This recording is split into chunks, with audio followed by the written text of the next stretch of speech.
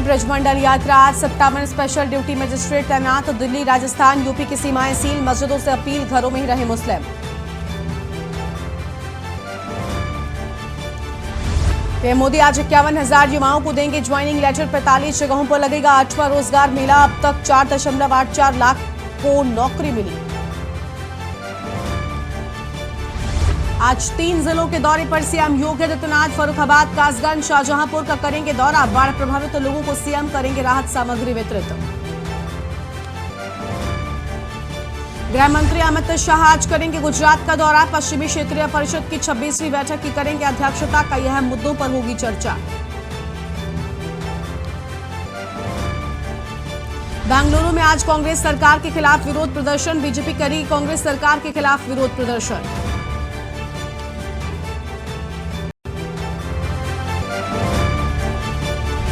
नीरज चोपड़ा ने रचा इतिहास। विश्व एथलेटिक्स चैंपियनशिप में जीता स्वर्ण पदक। चैंपियनशिप के 40 सालों के इतिहास में पहली बार जीता स्वर्ण पदक। आप देख रहे हैं के न्यूज, खबरों का सारथी। नमस्कार, आप देख रहे हैं के न्यूज इंडिया और मैं हूं आपके साथ गरिमा वाजपेयी। बुलेटिन की शुरुआत करते हैं, लेकिन इससे पहले आपको सीधा दिल्ली लेकर चलते हैं, जहां पर नियुक्ति पत्र सौंप रहे हैं खुद प्रधानमंत्री नरेंद्र मोदी। तस्वीरें आपको हम दिखाएंगे, तस्वीरें आपकी टीवी स्क्रीन पर हैं।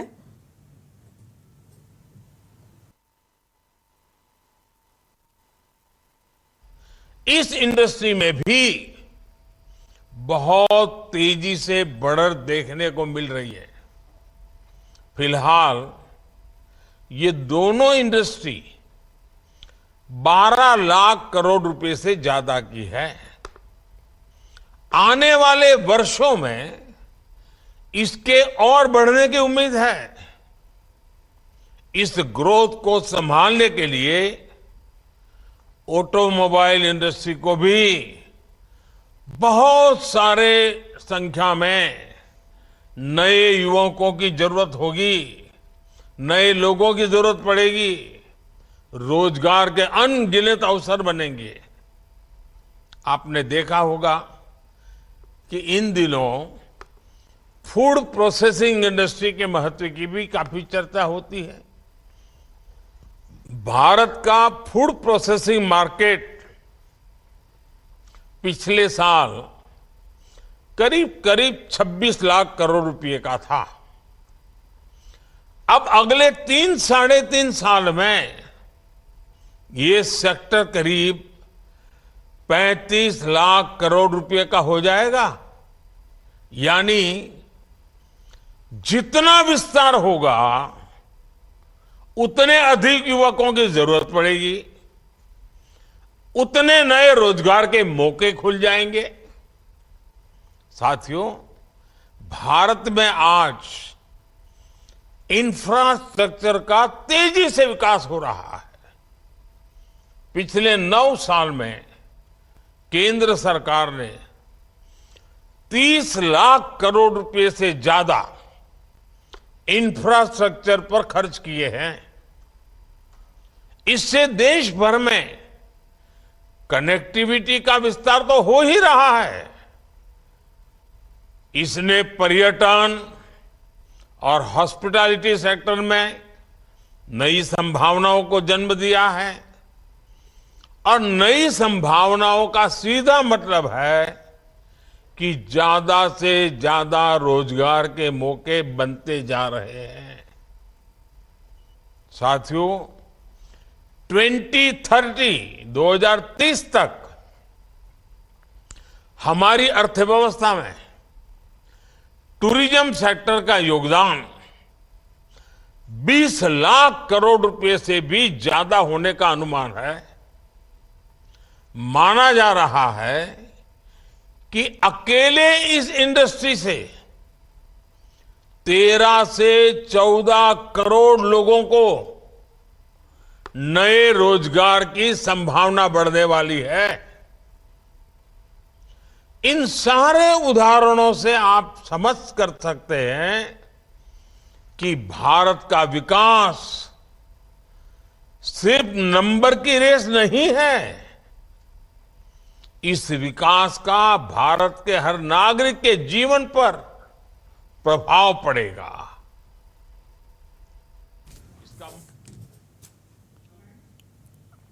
तो आप सुन रहे थे प्रधानमंत्री नरेंद्र मोदी को, जहां पर उन्होंने नियुक्ति पत्र वितरण कार्यक्रम में वर्चुअल माध्यम से शामिल हुए हैं और सरकार विभागों और संगठनों में नवनियुक्त कर्मियों के नियुक्ति पत्र वितरित करते हुए यहां पर नजर आए और उन्होंने अहम बातें भी कही हैं। तस्वीरें आपको हम दिखा रहे हैं।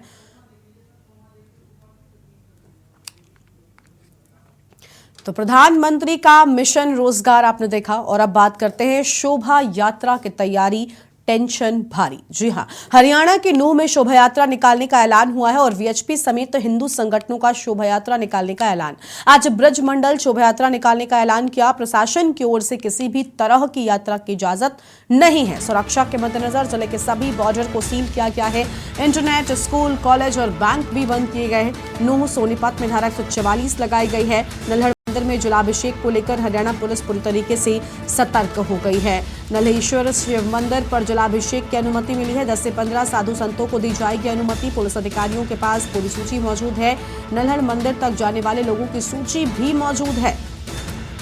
तो देखिए, सुरक्षा के लिहाज से यहाँ पर विशेष इंतजाम कर लिए गए हैं। इंटरनेट, स्कूल, कॉलेज और बैंक भी बंद कर दिया गया है और पूरी तरीके से प्रशासन अलर्ट पर है। यात्रा को लेकर यह अपडेट आपको हम बता रहे हैं। नूंह और सोनीपत में धारा 144 लगा दी गई है और नल्हड़ मंदिर में जलाभिषेक को लेकर हरियाणा पुलिस पूरी तरीके से सतर्क हो चुकी है। तो हरियाणा पुलिस पूरी तरीके से सतर्क है। नल्हेश्वर शिव मंदिर पर जलाभिषेक की अनुमति मिली है। 10 से 15 साधु संतों को अनुमति दी जाएगी। तो 10 से 15 साधु संतों को दी जाएगी अनुमति। आम जानकारी आपको बता रहे हैं। पुलिस अधिकारियों के पास पूरी सूची मौजूद है। तो पुलिस अधिकारियों के पास मौजूद है पूरी सूची और नल्हड़ मंदिर पर आने जाने वाले लोगों को की सूची मौजूद होने की बात कही गई है। अहम खबर आपको हम बता रहे हैं। हरियाणा के नूंह में शोभा यात्रा निकालने का ऐलान किया गया है। तो हरियाणा के नूंह में शोभा यात्रा निकालने के ऐलान से जुड़ी है बड़ी जानकारी। वीएचपी समेत हिंदू संगठनों का शोभा यात्रा निकालने का ऐलान और आज ब्रज मंडल शोभा यात्रा निकालने का ऐलान किया गया। हालांकि प्रशासन की ओर से कहना है कि किसी भी यात्रा की अनुमति नहीं है। ये बड़ी जानकारी आपको हम बता रहे हैं। इस वक्त की आम खबर आपको हम बता दें तो यह आम जानकारी आपको हम बता रहे हैं। इस वक्त की बड़ी जानकारी है, जहां पर आपको बता दें कि धारा 144 लागू कर दी गई है। तो धारा 144 लागू की गई है और यह आम खबर आपको हम बता दें।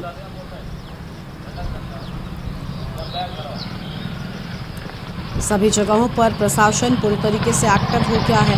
हरियाणा के नूंह में शोभा यात्रा निकालने का ये पूरा मामला आपको हम बता रहे हैं। तो शोभा यात्रा निकालने का ये पूरा मामला है।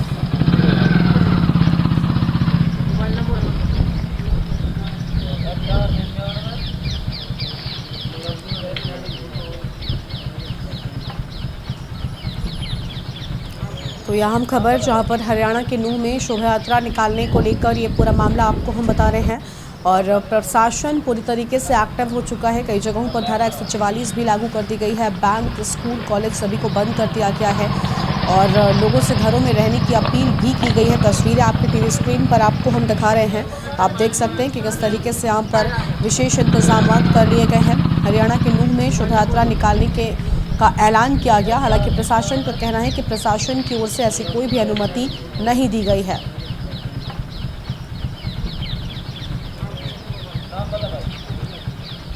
तो हरियाणा के नूंह में शोभा यात्रा निकालने का ऐलान किया गया है।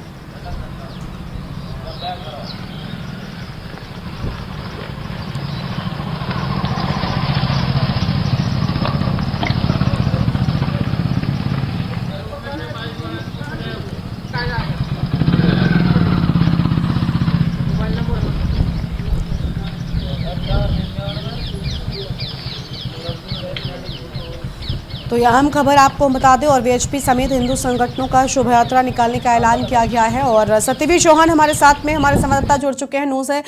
सत्यवीर, आज ब्रजमंडल शोभा यात्रा निकालने का ऐलान किया गया है, जिसके चलते प्रशासन एक्टिव है। फिलहाल तस्वीरें किस तरह की नजर आ रही हैं? धारा 144 लागू है और प्रशासन तो कह रहा है कि हमारी ओर से किसी भी यात्रा की अनुमति नहीं है। फिर ये यात्रा कैसे निकलने का ऐलान किया गया? विश्व हिंदू परिषद ने एक महापंचायत की थी और महापंचायत में ये ऐलान किया गया था कि 28 अगस्त को फिर दोबारा से शोभा यात्रा निकालेंगे। इसी को लेकर पुलिस भी चौकन्ना हो गई है और कल मुख्यमंत्री ने एक बयान दिया कि हमने अभी तक शोभा यात्रा का कोई भी ऐसा नहीं दिया है कि शोभा यात्रा निकाली जाएगी, ना ही उनको परमिशन है, ना ही ज्यादा आदमी वहां पर जा सकते।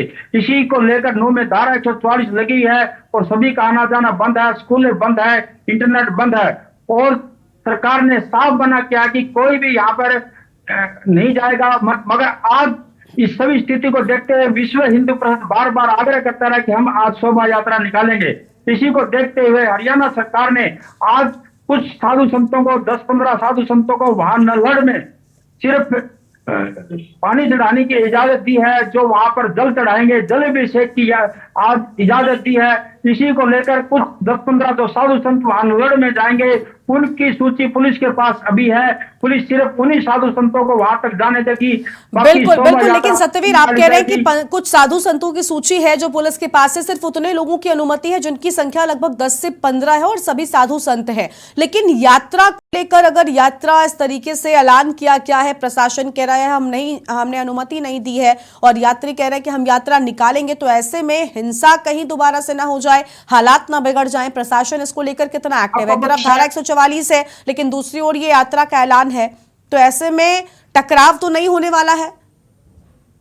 नूह जिला प्रशासन ने 57 टीम अलग अलग नियुक्त की है, जिसमें सभी के अंदर ड्यूटी मजिस्ट्रेट नियुक्त किए गए हैं और पुलिस बुरी तरह चौकन्ना है। और आपको पता है सीआरपीएफ की बटालियन और पैरामिलिट्री फोर्सेस भी वहां पर हैं और चप्पे चप्पे पर पुलिस है। अभी तक ऐसा कुछ नहीं है कि शोभा यात्रा निकाली जा रही है, मगर हिंदू महासभा अभी भी इस पर अड़ी हुई है कि शोभा यात्रा आज निकाली जाएगी, मगर प्रशासन की तरफ से पूरी सख्ती बरती जाएगी और पुलिस कमिश्नर ने यह सख्त इजाजत दी है कि कोई भी बख्शा नहीं जाएगा, जो भी अपराधी है उसके साथ कानून कार्रवाई की जाएगी। बिल्कुल, अभी तक शोभा यात्रा नहीं निकाली जा रही। अब तक अगर बात करें तो नूह में हालात काफी ज्यादा बिगड़े थे। धारा 144 एक लंबे वक्त तक के लिए कर्फ्यू था, लेकिन बाद में लोगों को राहत मिली। 15 अगस्त से हमने देखा था कि लोगों को घरों से निकलने की इजाजत दी गई थी, बैंक्स भी खुले थे। लेकिन अब एक बार फिर से जब यात्रा का ऐलान हुआ तो हालात जो है वो थोड़े से बिगड़े हैं और कर्फ्यू को सख्त कर दिया गया है, सख्ती नजर आ रही है, बैंक, स्कूल, कॉलेज सब कुछ बंद है। ऐसे में आम लोगों के सामने समस्याएं बढ़ गई हैं।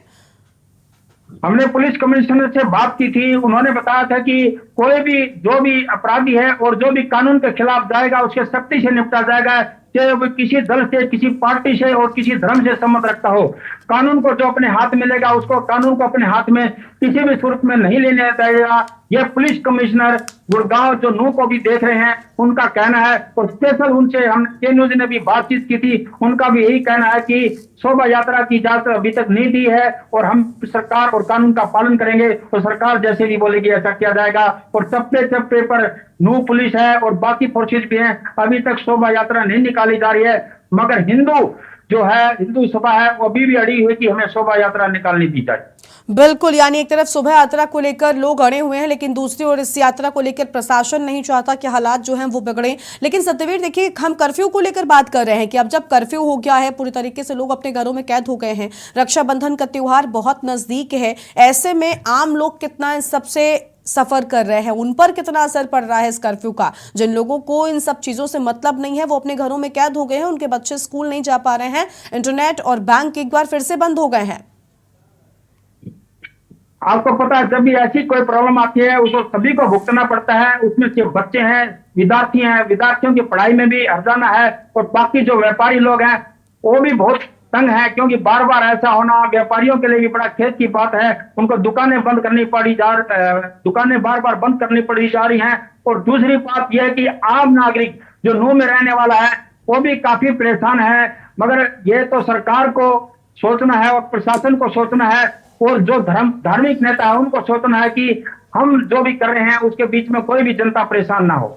बिल्कुल, क्या वीएचपी समेत जो हिंदू संगठन के लोग हैं, क्या जो इनके बड़े लोग हैं, क्या इन लोगों से प्रशासन ने बात करने की कोशिश की? क्या इन लोगों को समझाने बुझाने का प्रयास किया गया है? क्योंकि ये ऐलान कर रहे थे, हालांकि शक्ति प्रशासन की है, लेकिन बावजूद इसके अगर इस तरीके से ऐलान किया जाएगा तो ऐसे में टकराव संभव है और माहौल जो है वो बिगड़ सकता है। क्या इन संगठनों के लोगों से बात की गई है क्या? आपको पता माहौल एक बार बिगड़ चुका है, सरकार भी चौकन्ना हो चुकी है और प्रशासन भी चौकन्ना हो चुका है और पुलिस भी चौकन्नी हो चुकी है। और पुलिस का यही कहना है कि अभी माहौल को किसी भी सूरत में नहीं बिगड़ना दिया जाएगा।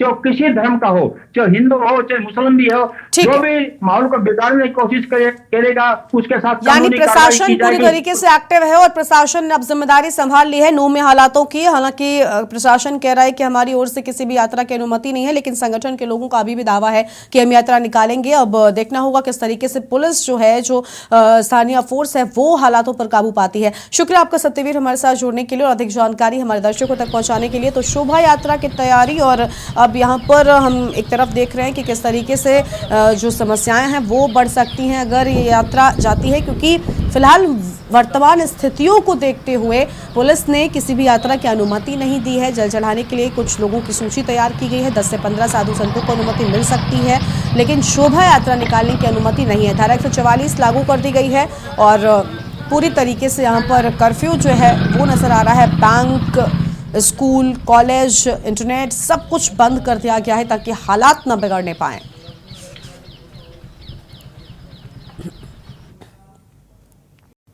नूह में ब्रजमंडल यात्रा को लेकर अलर्ट है। शोभा यात्रा की तैयारी है, सुरक्षा भारी है। नूह में बैंक, स्कूल्स और कॉलेज और इंटरनेट को बंद कर दिया गया है। सीमाओं पर पुलिस का सख्त पहरा है। नल्हड़ महादेव मंदिर पर बाहरियों को इजाजत भी नहीं दी जा रही है, तो बाहरियों को यहां पर इजाजत नहीं दी गई है। ये खबर आपको हम बता रहे थे, हमने देखा कि किस तरीके से यहां पर जो कर्फ्यू है वो भी लगा हुआ है। अब आगे बढ़ेंगे खबरों की ओर। अगली खबर लखनऊ से आपको हम बताते हैं, जहां सपा और इंडिया के लिए अब प्रतिष्ठा की सीट बन गई है घोसी विधानसभा सीट। सपा अध्यक्ष अखिलेश यादव भी घोसी में प्रचार प्रसार करेंगे और कल चुनाव प्रचार मैदान में उतरेंगे। सपा के अध्यक्ष अखिलेश यादव घोसी क्षेत्र में जनसभा कर कार्यकर्ताओं में जोश भरेंगे। प्रोफेसर राम गोपाल यादव, शिवपाल यादव पहले से यहीं पर मौजूद हैं और कल घोसी में जनसभा को संबोधित करेंगे अखिलेश यादव। आपको बता दें कि दारा सिंह चौहान के इस्तीफा देने के बाद यह सीट खाली हुई और अब इस सीट पर चुनाव इन पार्टियों के लिए नाक की बात हो गई है। सभी पार्टियां, एक तरफ बीजेपी ने दारा सिंह चौहान को उतारा है और अब यहां पर जो प्रचार प्रसार है वो भी तेज हो गया है।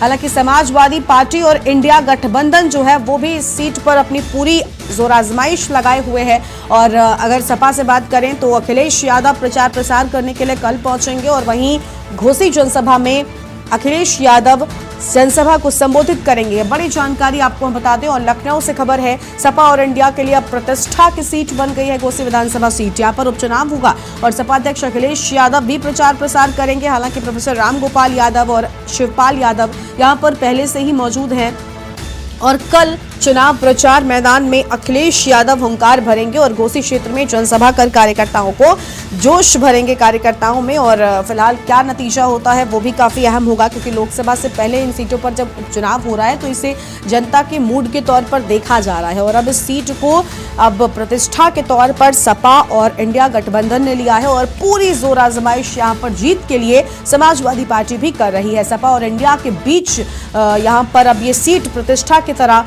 बन चुकी है। और इसी खबर पर हमारे साथ बातचीत के लिए हमारे संवाददाता सिद्धार्थ मौर्य जुड़ चुके हैं। सिद्धार्थ, चुनाव प्रचार में अब अखिलेश यादव भी उतरेंगे, कार्यकर्ताओं में जोश भरेंगे। इस सीट की बात की जाए तो उपचुनाव हो रहा है दारा सिंह चौहान के इस्तीफे के बाद और ऐसे में इस सीट को प्रतिष्ठा के तौर पर भी देखा जा रहा है, लेकिन जनता का मूड क्या कुछ कह रहा है, क्योंकि वो सबसे अहम है। जी बता दें कि मऊ जिले के जिस तरह से घोसी विधानसभा क्षेत्र में जो उपचुनाव हो रहा है, अगर देखा जाए तो उपचुनाव ये काफी दिलचस्प दिख रहा है, क्योंकि यहाँ पे भारतीय जनता पार्टी के जितने भी मंत्री हैं सभी मैदान में उतर चुके हैं। और समाजवादी पार्टी का भी देखा जाए तो जो समाजवादी पार्टी के जितने भी बड़े चेहरा हैं, चाहे शिवपाल यादव हो या राम गोपाल यादव, सभी लोग मैदान में उतरे हुए हैं। अगर सबसे बड़ी बात यह है कि घोसी विधानसभा क्षेत्र का जो उपचुनाव हो रहा है, कहीं ना कहीं 2024 का जो लोकसभा चुनाव होने वाला है उसकी ये तैयारी हो रही है। और इन सभी दाव इसलिए लगा हुआ है क्योंकि अगर सभी लोग जाने घोसी विधानसभा क्षेत्र का अगर चुनाव जीतेंगे तभी 2024 के जो चुनाव का एक माहौल बनाया जा सकता है। इसीलिए सभी पार्टियां अपनी पूरी ताकत झोंक चुकी हैं, चाहे वो समाजवादी पार्टी हो चाहे भारतीय जनता पार्टी हो। सबसे बड़ी बात ये रह गई है घोसी विधानसभा क्षेत्र की, यहाँ पे अगर देखा जाए तो बहुजन समाजवादी कहीं ना कहीं पार्टी ये दूर रह गई है। और दूर रहने के कारण जो यहाँ देखा जाए, यहाँ पे जो दलित और निर्णायक है वो अब किसके पक्ष में जाएंगे ये अभी कुछ समझ नहीं आ रहा। ये चुनाव के 2 दिन पहले ही समझ में आएगा और सभी पार्टियां उनको अपने पक्ष में करने में जुटी हुई हैं। समाजवादी पार्टी ये कह रही है कि आप भारतीय जनता पार्टी काफी इतना देखिए उनके विचारधाराओं से आप सहमत नहीं है, कहीं ना कहीं भारतीय जनता पार्टी ये कह रही है कि समाजवादी पार्टी से आप नहीं है। तो दलित वोट यहाँ जो सबसे बड़े निर्णायक के रूप में बने हुए हैं घोसी विधानसभा क्षेत्र में। बिल्कुल बिल्कुल। देखिए, इस सीट को लेकर अब प्रतिष्ठा के तौर पर देखा जा रहा है। हालांकि समाजवादी पार्टी इस सीट पर पूरी तरीके से यहां पर जोर आजमाइश में लगी हुई है, लेकिन क्या लगता है सिद्धार्थ, जब अखिलेश यादव अपने कार्यकर्ताओं में जोश भरेंगे तो क्या एक बार फिर से, क्योंकि इसके पहले समाजवादी पार्टी का इस सीट पर दबदबा रहा है, जातिगत समीकरणों की बात करें तो समाजवादी पार्टी के ही साथ लगभग रहती थी, और लेकिन दारा सिंह चौहान का इस्तीफा, इसके बाद जो समीकरण बदले हैं वो समाजवादी पार्टी के लिए फायदे में है या फिर समाजवादी पार्टी को नुकसान पहुंचाने वाले हैं? अगर घोसी विधानसभा क्षेत्र की बात करें जाति समीकरण में, तो घोसी विधानसभा क्षेत्र में जो जाति समीकरण है, सबसे ज्यादा यहाँ दलित हैं, राजभर हैं और चौहान हैं, फिर उसके बाद मुस्लिम है। लेकिन अगर देखा जाए तो कहीं ना कहीं दारा सिंह चौहान पहले भारतीय जनता पार्टी में थे, समाजवादी पार्टी के साथ गए और ओम प्रकाश राजभर भी गए। कहीं ना कहीं जाति समीकरण से तो घोसी विधानसभा क्षेत्र के दारा सिंह चौहान वोट जीता, लेकिन जब समाजवादी पार्टी छोड़कर फिर भारतीय जनता पार्टी में आए हुए हैं, कहीं ना कहीं देखा जाए तो उनके जो सहयोगी ओम प्रकाश राजभर भी आ चुके हैं। यहाँ पे सबसे बड़ी बात यह है कि यहाँ अगर जाति समीकरण से अगर चुनाव हो, जाति समीकरण देखा जाए तो कहीं ना कहीं भारतीय जनता पार्टी आगे रहेगी। लेकिन यहाँ पे जो चुनाव है ये लोकल फॉर वोकल के रूप में हो रहा है। सबसे बड़ी बात है कि यहाँ जनता के लोग के दिमाग में कुछ ये भी बात गुची है कि यहाँ सरकार न बननी है न बिगड़नी है। कुछ लोग स्थानीय मुद्दे देख रहे हैं कि लोकल जीता जाए, तो कुछ लोग जाति समीकरण के हिसाब से देख रहे हैं। और सबसे बड़ी बात यह है कि जिस तरफ से कल केशव प्रसाद मौर्य आए थे और कहें कि ये घोसी विधानसभा क्षेत्र का जो उपचुनाव है, हाँ। चुनाव कहीं न कहीं हो रही है। चुनाव ठीक है। जीतेंगे तो हम लोग सब बिल्कुल बिल्कुल। यानी इस सीट पर समीकरण अब किसके पक्ष में होंगे ये देखना बेहद अहम होगा। शुक्रिया आपका सिद्धार्थ, हमारे साथ जुड़ने के लिए और अहम जानकारी हमारे दर्शकों तक पहुंचाने के लिए। तो चुनाव प्रचार में अखिलेश यादव भी उतरेंगे और अपनी पार्टी प्रत्याशी के लिए यहाँ पर जोर आजमाइश करते और कार्यकर्ताओं में जोश भरते नजर आएंगे। सपा और इंडिया गठबंधन के लिए ये प्रतिष्ठा की सीट बन चुकी है और इस सीट पर देखिए, हम जिस तरीके से जातिगत समीकरणों की बात कर रहे थे, तो अब अखिलेश यादव के पीडीए फॉर्मूला की भी अग्नि परीक्षा होगी, क्योंकि पीडीए को लेकर अखिलेश यादव या समाजवादी पार्टी की ओर से हम कह सकते हैं कि दावा ठोका गया था कि हम पीडीए के साथ हैं, और पीडीए अब एनडीए को किस तरीके से बाहर करेगा वो भी सामने आता है एनिमेशन के थ्रू। लेकिन अब पीडीए अखिलेश के साथ कितना है ये भी देखेंगे हम आपको।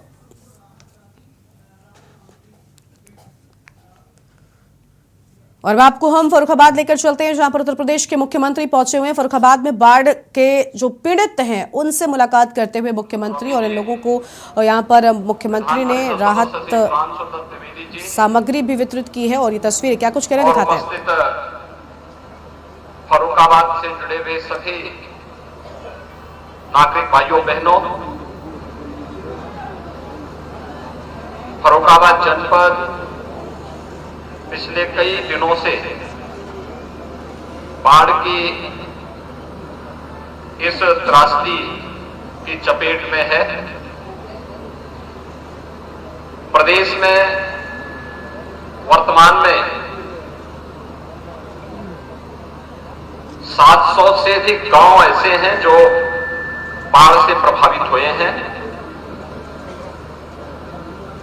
एक और बाढ़ है, दूसरी तरफ सूखा भी है, और ये विचित्र सी स्थिति पूरे प्रदेश भर में हम सबको देखने को मिल रही है। अगर आप देखेंगे तो 12 जनपद प्रदेश के ऐसे हैं जिनमें एवरेज से अधिक बारिश हुई है, लेकिन शेष 53 जनपद ऐसे हैं जहां पे 26 में सामान्य बारिश, और अन्य जनपद ऐसे हैं जिनमें 22 जनपद में एवरेज से कम, और 15 जनपद ऐसे हैं जहां पर बारिश की स्थिति काफी कम हुई है या सूखे की स्थिति है। लेकिन वहीं प्रदेश में गंगा नदी में उत्तराखंड में अत्यधिक बारिश होने के कारण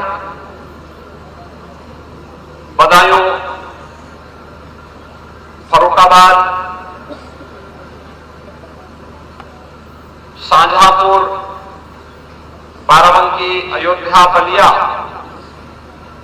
इन जनपदों में गंगा नदी या घाघरा नदी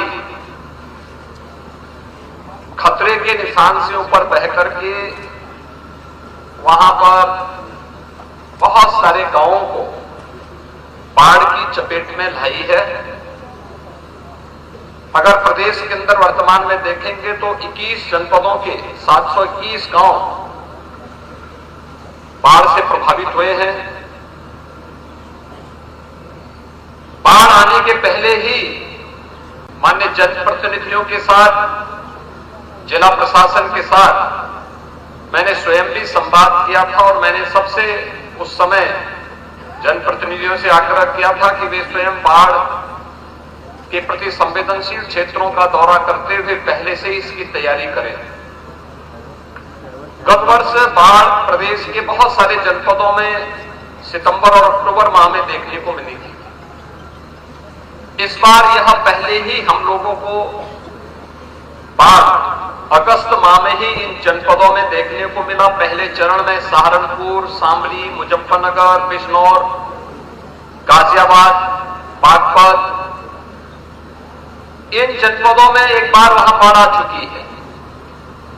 लेकिन दूसरे फेज में कन्नौज है, बदायूं, फर्रुखाबाद, ये सभी जनपद वर्तमान में बाढ़ से प्रभावित हुए हैं। इन जनपदों में प्रदेश ने एनडीआरएफ और एसडीआरएफ की 7 कंपनियां, पीएसी की 8, यानी 15 बचाव की कंपनियां हमारी यहां पर बाढ़ से बचाव के लिए लगी हुई हैं और लगातार पीड़ित परिवारों को शासन के स्तर पर राहत सामग्री वितरण की कार्रवाई की जा रही है, जिसमें से अब तक अकेले अगर इन जनपदों में देखें तो 45,900 से अधिक ड्राई राशन के किट वितरित किए जा चुके हैं। 4,14,000 से अधिक लंच पैकेट और 2,600 से अधिक डिग्निटी किट भी वितरित किए गए हैं। आपने देखा होगा कि राशन के जो किट वितरित किए जा रहे हैं ड्राई राशन के, इसमें 10 किलो चावल, 10 किलो आटा, 10 किलो आलू, 5 किलो चना भुजा के साथ ही उस परिवार को उसकी आवश्यकता के लिए दाल है, तेल है, मसाले हैं, इन सब को देने के साथ ही बरसाती भी उपलब्ध करवाया जा रहा है, अन्य सामग्री भी उपलब्ध करवाया जा रहा है। अब तक 1101 बाढ़ शरणालय, 1504 बाढ़ चौकियां, 2000 से अधिक मेडिकल टीम गठित करके प्रदेश भर में 2040 नाव विकास और राहत कार्यों के लिए लगाई गई हैं। पशुओं के लिए भी चारे की व्यवस्था की गई है, जिसमें 840 पशु चारा शिविर, 28 लाख से अधिक पशुओं को टीकाकरण की कार्रवाई प्रदेश के अंदर की गई है। और साथ साथ प्रदेश में अलग अलग स्थानों पर भी जो कार्रवाई की गई है वह लगातार बाढ़ प्रभावित क्षेत्रों में यह प्रयास किया गया है कि समय से सर्वे करके जो फसलों को नुकसान हुआ है वहां पर समय पे इसकी रिपोर्ट शासन को आ जाए, जिससे बाढ़ से जिन किसानों ने अपनी फसल को खोया है उनको हम समय से मुआवजा भी उपलब्ध करवा सकेंगे। भाइयों बहनों, अकेले फर्रुखाबाद जनपद में 116 गांव गंगा नदी से और रामगंगा से प्रभावित हुए हैं। तो फर्रुखाबाद से आप सुन रहे थे मुख्यमंत्री योगी आदित्यनाथ को यहां पर बाढ़ पीड़ितों से मुलाकात करने के लिए उन्हें राहत सामग्री वितरित करने के लिए पहुंचे हैं और तस्वीरें भी हमने आपको दिखाई। फिलहाल एक ब्रेक के लिए यहां पर रुकते हैं। आप देख रहे हैं के न्यूज, खबरों का सारथी। ब्रेक से वापस आ रहे हैं, मैं हूं आपके साथ सोनी चौहान। खबरों की शुरुआत करते हैं अहम खबर के साथ। अयोध्या से आपको खबर बता दें, राम में बनाने के लिए एक और योजना। अयोध्या में बन रहे विभिन्न पथों पर अब लगेंगे 25 राम स्तंभ। 6 मीटर ऊंचे व परिधि होगी 5 फीट ऊंची। फाइबर पैनल से बनाया जाएगा ये राम स्तंभ। यानी कि स्तंभ बनाया जाएगा और स्टेनलेस स्टील से होगा सुंदरीकरण। तो स्तंभ को आकर्षक बनाया जाएगा और बनाने के लिए ग्लास लाइटें लगाई जाएंगी। स्तंभ के शीर्ष पर ये 10 मिलीमीटर ग्लास लाइटें लगाई जाएंगी। शीर्ष के डिजाइन सूर्य की ऊर्जा की भांति होगी। इस तरीके से इसे तैयार किया जाएगा। राम स्तंभ रामपथ के प्रवेश द्वार सादतगंज पर होगा स्थापित।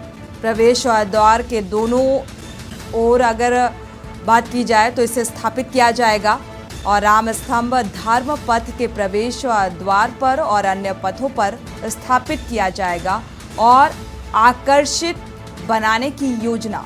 और इसी योजना के तहत कार्य सुंदरीकरण को लेकर प्रवेश द्वार में अन्य पथों पर स्थापित किए जाएंगे ये राम स्तंभ।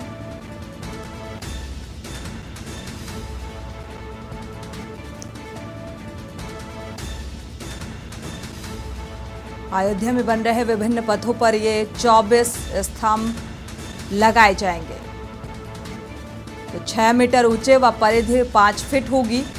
फाइबर पैनल से बनाया जाएगा ये राम स्तंभ और प्रवेश द्वार के दोनों ओर ये राम स्तंभ स्थापित किए जाएंगे। स्टेनलेस स्टील का प्रयोग किया जाएगा। स्तंभ को आकर्षक बनाने के लिए ग्लास लाइटें भी लगाई जाएंगी ताकि ये आकर्षण का केंद्र बन सके। तो शीर्ष के डिजाइन सूर्य की ऊर्जा की भांति तैयार होगा और इसी के तहत ग्लास लाइटें ये लगाई जाएंगी ताकि और आकर्षक एक रूप दिया जा सके। तो प्रवेश द्वार पर इसे स्थापित किया जाएगा राम स्तंभ को।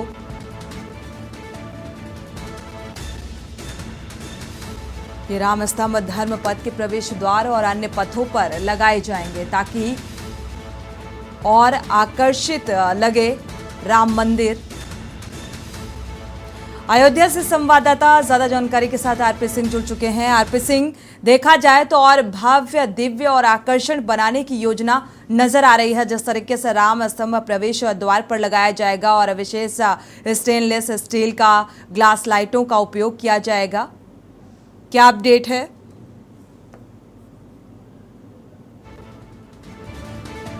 आरपी सिंह, आपको आवाज मिल पा रही है?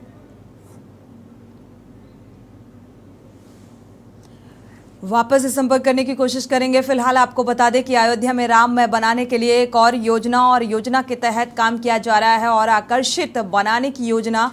हमारे साथ हमारे संवाददाता आरपी सिंह जुड़ चुके हैं। आरपी सिंह, अगर देखा जाए और आकर्षित बनाने की ओर अग्रसर है जिस योजना के तहत काम किया जा रहा है, राम स्तंभ को लेकर अगर बात की जाए तो यहाँ पर और आकर्षित बनाया जा रहा है, क्या जानकारी है? अनम्यूट करिएगा। जो रोडें बनाई जा रही हैं, जो भी चाहे लाइटें हो, चाहे जो भी व्यवस्था हो, जो भी मेन गेट बनाए जा रहे हैं वो भव्य रूप से बनाए जा रहे हैं। वहाँ पे का नाम मंदिर के मॉडल का एक गेट बनाए जाएंगे और वहाँ पे जो है शिव जी का नाम गणेश जी की प्रतिमा भी लगाई जाएगी जहाँ पे स्वागत और सम्मान रहेगा। और हाईटेक सुविधाओं जो राम पथों चाहे जो रोड लाइटें एकदम हाईटेक सुविधाओं द्वारा प्रदर्शित की जाएंगी और जगह जगह पर वॉल पेंटिंग की जाएंगे। भगवान राम के 100 जगह पर प्रतिमाएं स्थापित की जाएंगे। वो आकर्षण का केंद्र रहेगा क्योंकि अयोध्या जो है दिव्य अयोध्या नजर आएगी, एकदम राममय अयोध्या नजर आएगी। इसी तरह हाईटेक सुविधाओं द्वारा बनाई जाएगी। जी गरिमा जी। बिल्कुल आरपी, अगर देखा जाए तो यहाँ पर जिस तरीके से आकर्षित और आकर्षण लोगों को अपनी ओर आकर्षित करेगा ये राम मंदिर, जिस तरीके से भव्य और दिव्य बनाने की योजना है और जिस तरीके से तैयारियां नजर आ रही है, अच्छी खासी लागत भी आएगी जो ये राम स्तंभ प्रवेश द्वार पर स्थापित किए जाएंगे। लगभग कितने जगहों पर ये राम स्तंभ स्थापित किए जाएंगे, क्या कुछ जानकारी?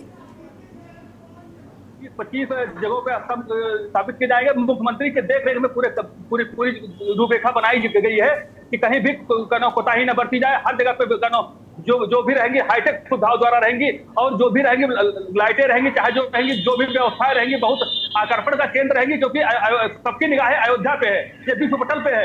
यहाँ पे कोई कमियां छोड़ी नहीं जाएंगी और जितनी तैयारी की जा रही है बहुत बजट तरीके से की जा रही है। रोडों का लगभग कार्य पूरा होने के कगार पे है। व्यवस्था जो क्योंकि बहुत कम पल शेष है जब प्रधानमंत्री इसके करों द्वारा राम मंदिर का वो उद्घाटन होगा। तो इसीलिए जो भी व्यवस्था है बहुत तेज। आरपी सिंह, अगर देखा जाए राम स्तंभ का जिक्र किया जाए तो क्या इस पर काम शुरू हो चुका है? आरपी सिंह, आपको आवाज मिल पा रही है? राम स्तंभ का अगर जिक्र करें, प्रवेश द्वार पर इसे लगाना है, क्या इस पर काम शुरू हो चुका है? चलिए, संपर्क टूट गया है। शुक्रिया इस तमाम जानकारी को साझा करने के लिए। लेकिन देखा जाए तो राम मंदिर को और आकर्षित बनाने के लिए, ताकि लोगों के आकर्षण का केंद्र बने, इसको लेकर भव्य और दिव्य बनाने की योजना के तहत काम किया जा रहा है। और अब राम स्तंभ प्रवेश द्वार पर स्थापित किए जाएंगे। स्टेनलेस स्टील का प्रयोग किया जाएगा और जो लाइटें हैं वो इस तरीके से लगाई जाएंगी कि मानो सूर्य की रोशनी हो। इस तरीके से लोगों के आकर्षण का ये केंद्र लोगों को आकर्षित करने के लिए इस तरीके से तैयार किया जाएगा।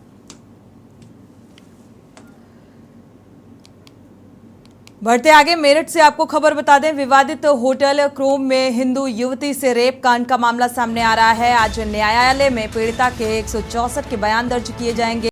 2 दिन कोर्ट बंद रहने की वजह से बयान नहीं हो सके थे। बसपा के पूर्व एमपी पुत्र दानिश ने हिंदू युवती से रेप किया था। शादी का झांसा देकर होटल क्रोम में ये रेप किया गया। हालांकि लगातार पुलिस पूछताछ में जुटी रही। दानिश को हिरासत में लिया गया। पीड़िता ने एसएसपी से पूरे रेप कांड की शिकायत की थी। एसएसपी से शिकायत के बाद ये मुकदमा दर्ज किया गया था। मायावती का बेहद करीबी ये माना जा रहा है। शाहिद अखलाक मीट का बड़ा व्यापारी भी है। शाहिद अखलाक कोतवाली थाने के स्टेशन भी है। शाहिद अखलाक और 3PD बीजेपी राष्ट्रीय उपाध्यक्ष लक्ष्मीकांत वाजपेयी ने मोर्चा खोला है। जिलाधिकारी पर गंभीर आरोप लगाए हैं। लाभ पहुंचाने के आरोप भी लगाए गए। वाजपेयी ने गोपनीय जानकारी उच्च स्तर पर पहुंचाने की भी बात कही और जांच कराकर अधिकारियों को दंडित किया जाना चाहिए, इस बात का भी जिक्र किया गया है। पूर्व एमपी पुत्र दानिश ने दिल्ली की हिंदू युवती के साथ रेप की वारदात को अंजाम दिया। शादी का झांसा देकर होटल क्रोम में रेप किया। हालांकि अब 164 के बयान दर्ज किए जाएंगे।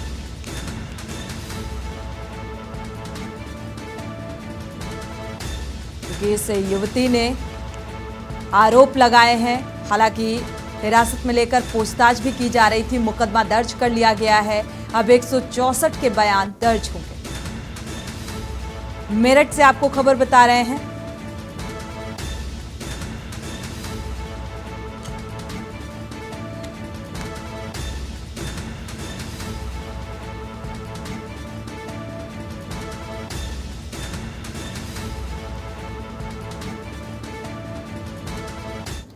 और इसी खबर पर ज्यादा जानकारी के साथ राजू शर्मा जुड़े हुए हैं। राजू शर्मा, क्या अपडेट है इस जानकारी को लेकर? इसमें क्या जानकारी है इस संबंध में? अगर देखा जाए तो काफी पूछताछ भी की गई हिरासत में लेकर। क्या पूछताछ में कुछ पुख्ता निकलकर सामने आ पाया? हाँ बिल्कुल, देखिए सोनी, मेरठ से एक चौंकाने वाला बड़ा मामला सामने आया, क्योंकि बसपा के पूर्व एमपी शाहिद अखलाक जो बड़े मीट व्यापारी भी है, वो मेरठ के कोतवाली थाने के हिस्ट्री शीटर भी रहे हैं। उनके पुत्र पर आरोप लगा है एक हिंदू युवती को बहला फुसला कर पहले शादी के झांसे में लेना और उसके बाद मेरठ के चर्चित विवादित होटल क्रोम में ले जाकर उसके साथ रेप जैसी घिनौनी वारदात को अंजाम देना और उसकी वीडियो बना लेना अश्लील। इस मामले की शिकायत मेरठ के एसएसपी रोहित सिंह साजवान से पीड़िता ने की थी। पीड़िता की शिकायत पर पुलिस ने पहले जांच की और जांच के बाद जब आरोप बिल्कुल सही पाए तो शाहिद अखलाक के जो पुत्र है दानिश अखलाक, उन्हें हिरासत में ले लिया और हिरासत में लेने के बाद उन्हें कोर्ट में पेश करने के बाद जेल भेज दिया गया। फिलहाल दानिश अखलाक जो है वो 14 दिन की न्यायिक हिरासत में भेजे गए हैं। आज पुलिस जो पीड़िता है उसके 164 के बयान कोर्ट में दर्ज कराने वाली है और अब जो विवादित होटल क्रोम है उस पर भी बड़ी कार्रवाई की तैयारी चल रही है। बीजेपी के राष्ट्रीय उपाध्यक्ष लक्ष्मीकांत वाजपेयी ने मेरठ पुलिस के अधिकारियों पर बड़े आरोप लगाए हैं। उनका कहना है कि मेरठ पुलिस जो आरोपित पक्ष है उसको बचाने के लिए लगातार जुटी हुई है, लाभ पहुंचाने का प्रयास कर रही है आरोपित पक्ष को, क्योंकि वो बड़ा मीट माफिया है और कोतवाली थाने का हिस्ट्री शीटर भी रहा है। पहले एमपी भी रहा है, मेयर भी मेरठ का रहा है। बसपा में जो राष्ट्रीय अध्यक्ष है मायावती, उनका बेहद करीबी भी शाहिद अखलाक बताया गया है। तो शाहिद अखलाक के पुत्र से जुड़ा ये मामला हाई प्रोफाइल था, तो इसलिए जो मेरठ के अधिकारी थे वो भी उसे बचाने के प्रयास में जुटे बिल्कुल हुए थे। राजू, देखा जाए तो अभी ये मामला हाई प्रोफाइल है और राजनीति से भी जुड़ा हुआ है। अगर देखा जाए बीएसपी से भी संपर्क, हिस्ट्री शीटर भी, तो ऐसे में क्या जिस तरीके से बीजेपी ने मोर्चा खोला है, तो क्या अब जो ये अधिकारी हैं इनके खिलाफ भी कोई कार्रवाई हो सकती है? पॉक्सो एक्ट के तहत जिस तरीके से 164 के बयान दर्ज होंगे युवती के, तो इस आधार पर एक सख्ती, ये कहा जाए कड़ी कार्रवाई हो सकती है। हाँ बिल्कुल, देखिए कार्रवाई होनी भी चाहिए, क्योंकि बीजेपी के राष्ट्रीय उपाध्यक्ष लक्ष्मीकांत वाजपेयी ने बड़े आरोप मेरठ के अधिकारियों पर लगाए हैं। उनका साफ तौर पर कहना है कि जो मेरठ के पुलिस अधिकारी है वो कहीं ना कहीं आरोपित पक्ष को लाभ पहुंचाने के प्रयास में जुटे हुए थे और अब भी प्रयास कर रहे हैं, क्योंकि जिस तरह से पूरा प्रकरण मेरठ के विवादित होटल क्रोम में हुआ था, माफ कीजिएगा, रेप की वारदात दानिश ने इसी होटल में की थी। और बड़ी बात ये निकलकर सामने आई है कि इस होटल की जो सीसीटीवी फुटेज थी वारदात के दौरान की, वो होटल संचालक द्वारा डिलीट कर दी गई और साफ तौर पर यह भी इंकार कर दिया गया कि दानिश अखलाक युवती को लेकर होटल में आया ही नहीं। जबकि हकीकत यह है कि जब मेरठ पुलिस ने जांच की तो साइबर सेल की रिपोर्ट में चौंकाने वाला खुलासा ये हुआ कि हाँ, 22 अगस्त को दानिश अखलाक और युवती की जो लोकेशन है वो होटल में मिली है। होटल की दूसरी मंजिल पर दानिश अखलाक युवती को लेकर गया और वहां पर उसके साथ रेप किया और उसके बाद उसकी नहाते हुए अश्लील वीडियो भी बना ली थी। फिलहाल पुलिस ने दानिश अखलाक को गिरफ्तार करके जेल भेज दिया है और आज जो पीड़िता युवती है उसके 164 के बयान न्यायालय में दर्ज किए जाएंगे। लेकिन जो होटल संचालक है, होटल क्रोम, इसका विवादों से पुराना नाता रहा है, उस पर कहीं ना कहीं पुलिस जो है कार्रवाई करने से बचती नजर आ रही है। हालांकि अधिकारियों का कहना है कि विवेचना की जा रही है, विवेचना के आधार पर आगे होटल क्रोम को भी आरोपित बनाया जाएगा और उसके खिलाफ भी सख्त कार्रवाई अमल में लाई जाएगी। चलिए, फिलहाल ये देखना होगा कि ये जांच के आधार पर क्या उचित कार्रवाई होती है क्रोम होटल के संचालक के खिलाफ। शुक्रिया इस तमाम जानकारी को साझा करने के लिए। देखा जाए तो अब मुश्किलें बढ़ती हुई, क्योंकि ये मामला अब हाई प्रोफाइल हो चुका है और इसमें जिस तरीके से बीजेपी के जिला अध्यक्ष हैं उन्होंने भी गंभीर आरोप लगाए हैं और अधिकारियों पर भी, प्रशासनिक आला अधिकारियों पर भी ये आरोप लगाए हैं कि हीला हवाली बढ़ती जा रही है और अब बचाने की कोशिश की जा रही है, क्योंकि ये हिस्ट्री शीटर रहा है और बीएसपी से भी जुड़ा हुआ रहा है, तो वो रियायत बढ़ती जा रही है। अब 164 के बयान दर्ज होंगे आज न्यायालय में। इसके बाद देखना ये होगा कि क्या उचित कार्रवाई होती है या फिर कोताही बढ़ती जाती है।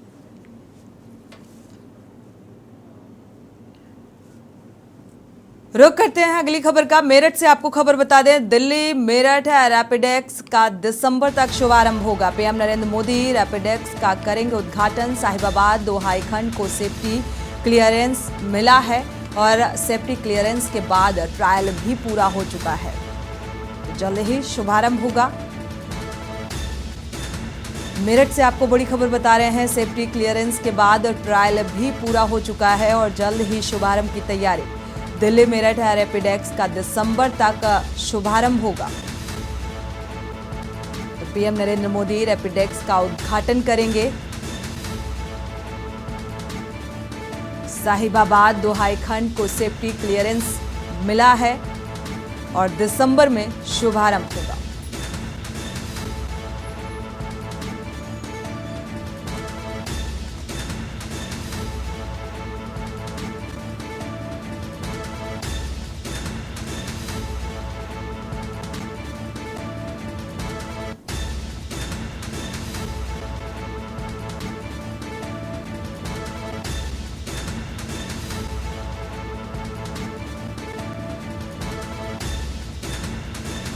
मेरठ से आपको खबर बता रहे हैं, दिल्ली मेरठ रैपिडेक्स का दिसंबर में शुभारंभ होगा। प्रधानमंत्री नरेंद्र मोदी रैपिडेक्स का उद्घाटन करेंगे, शुभारंभ करेंगे। हालांकि क्लियरेंस पहले ही मिल चुका है। साहिबाबाद दोहाई खंड को सेफ्टी क्लियरेंस मिला और दिसंबर में रैपिडेक्स का उद्घाटन होगा।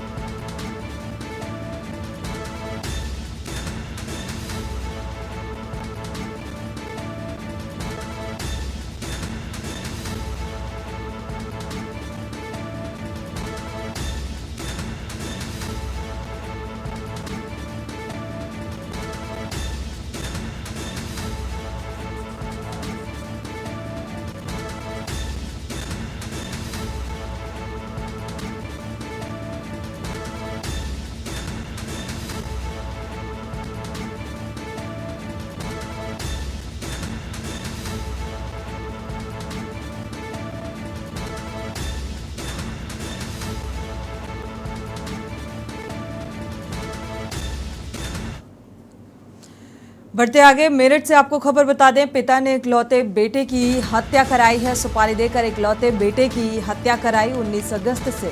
दरअसल ये लापता था 27 वर्षीय बताया जा रहा है, जिसका नाम सचिन तालियान है। सचिन की मां ने अनहोनी की आशंका पहले ही जताई थी। पुलिस ने पिता संजीव और सुपारी किलर को गिरफ्तार किया है। सिर पर दारू की निशानदेही पर शव को हिंडन नदी में से बरामद किया गया है। सरधना थाना क्षेत्र के छुरगांव का ये मामला बताया जा रहा है। तो फिलहाल पिता और सुपारी किलर को गिरफ्तार कर लिया गया है।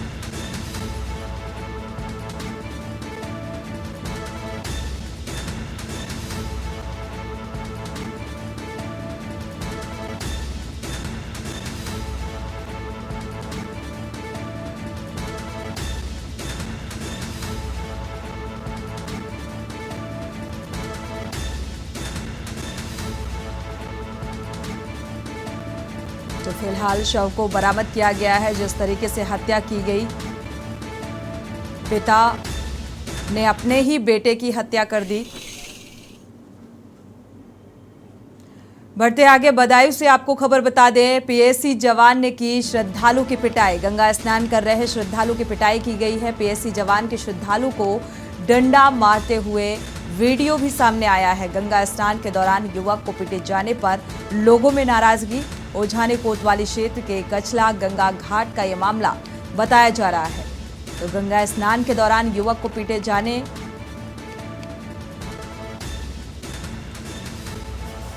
से लोगों में नाराजगी है। पीएसी जवान के श्रद्धालु को डंडा मारते हुए एक वीडियो भी सामने आया, जिसमें गंगा स्नान करने के लिए श्रद्धालु पहुंचा हुआ था और पीएसी जवान ने इसकी पिटाई कर दी।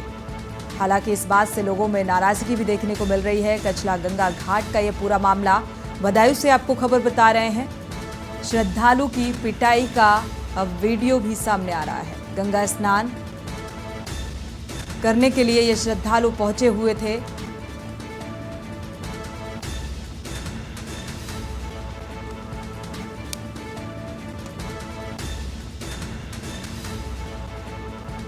तो गंगा स्नान करते हुए श्रद्धालु को पीटे जाने पर लोगों की नाराजगी, लोगों में रोष इस बात को लेकर।